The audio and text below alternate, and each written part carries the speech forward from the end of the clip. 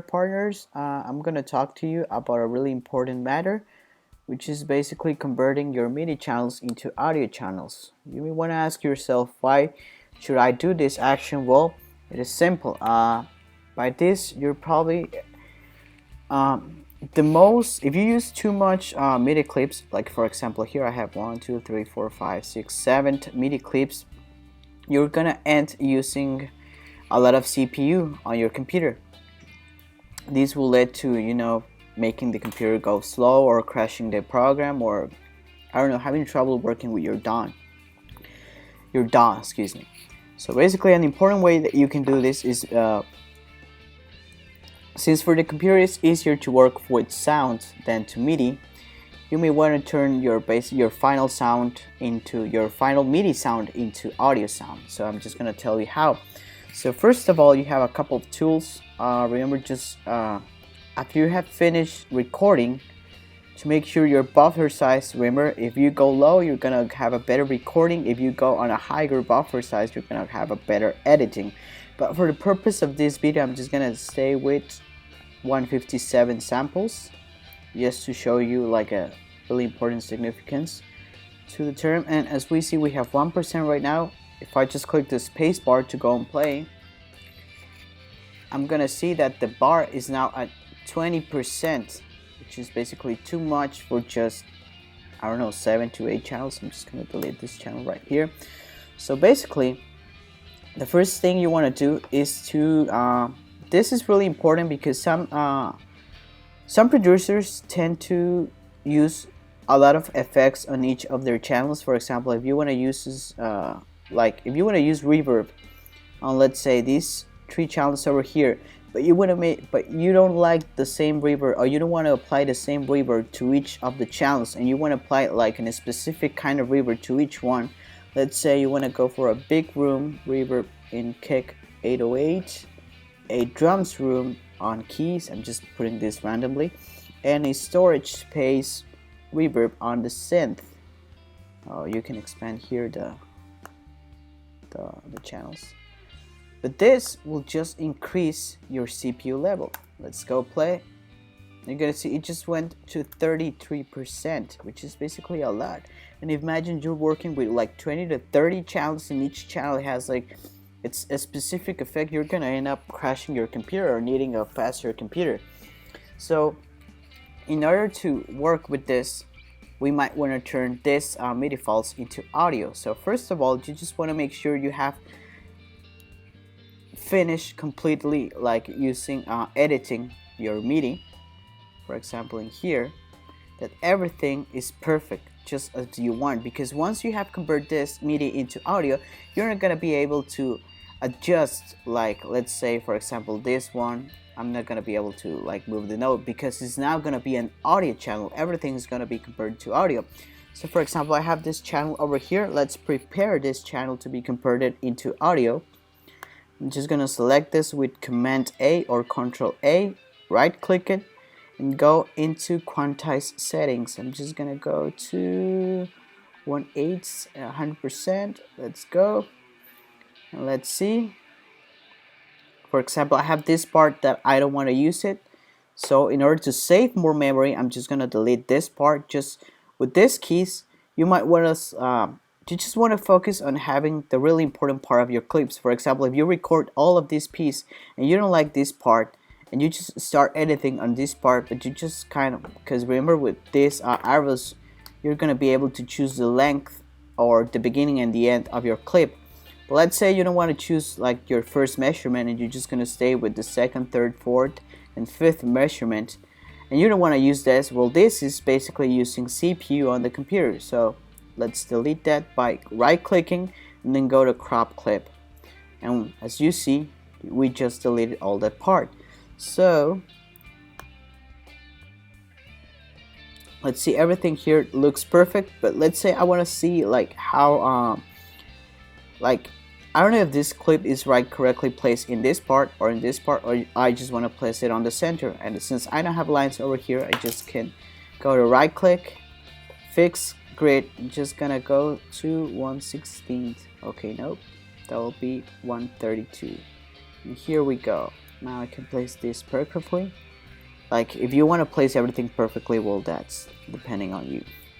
Usually you use this for electronic. So let's say everything is just as I wanted to do so. You may want to fold. Fold is a really important tool. It just kind of simplifies where your notes are. So let's say that you have like a really rough start over here and you want to kind of assume like adjust the volume in this note. Well, you can either change the velocity in here, or you can go here to the envelope, and here you can go to volume in this part over here. This will show you the volume overall of the clip, and let's say you want to have a fade, a specific fade on this volume. So I'm just gonna double click here to insert like this ball, and then drag this ball like this, and now we have a fade. However, this fade will only be applied to the MIDI clip on the session view, not the arrangement view. So let's say I'm okay with my volume, I'm okay with my panning, with my pitch bend. I'm just gonna select the E envelope again, and let's say this is ready to go. I'm pretty fine with the drums, reverb. I'm pretty fine with everything else. I don't want to put any more effects on it. I'm just really happy to. So I'm gonna convert this. I'm just gonna play this once again so you can see like how the CPU changes. So here I have 32 to 32%. Now we're gonna right click this channel, go into freeze track. Just wait until that freezes, and then right click it again and go onto flatten. And there we go, see, and now we see that we have basically an audio track. As an audio track, we're not gonna be able to modify the pitch. Maybe you can you're gonna be able to modify it, but not as easy as the MIDI, or not as precisely as MIDI information. Because remember, you are working now with audio, and if we go to see the channel, we are not gonna be able to see any more reverb, any more VSTs, any more plugins, because everything was just merged into that audio. Everything that sound precisely is just gonna go onto an audio clip. So we play it again, and we can see that now our CPU usage just went down to 23 to 24%. If I just go and flatten every single freeze track, let's go, and then flattened, Command Z, and then flatten. Okay, so that one's ready. Right click it, freeze track, right click it, flatten, right click it, freeze track. Just gonna go make every MIDI channel into, and all MIDI channels into audio channels, sorry. Right click it, freeze track, right click it, flatten track, right click it, freeze track. You're gonna see probably the change in this, how the MIDI information goes into audio information. I'm gonna save these ones for the last. For example, as a strong suggestion, let's say, as I told before, you're kind of ready with all the sounds here.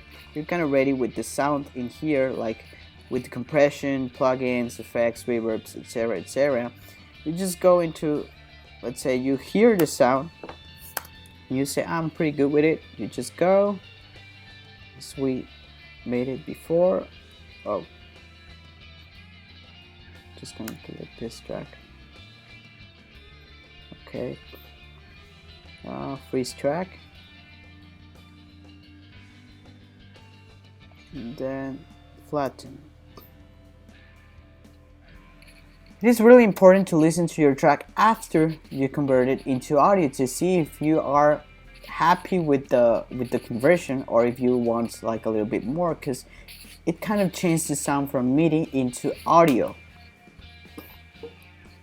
So you will want to hear it. If you have, for example, after every time you convert one MIDI channel into audio channel, you want to listen to the channel because only in here you will have the possibility of undoing all your work, changing everything, and converting into audio again. For example, let's say I want more reverb in here, and I can easily put a reverb again here on the channel. But let's say I want to save more CPU space, and I'm just gonna go undo, Command Z,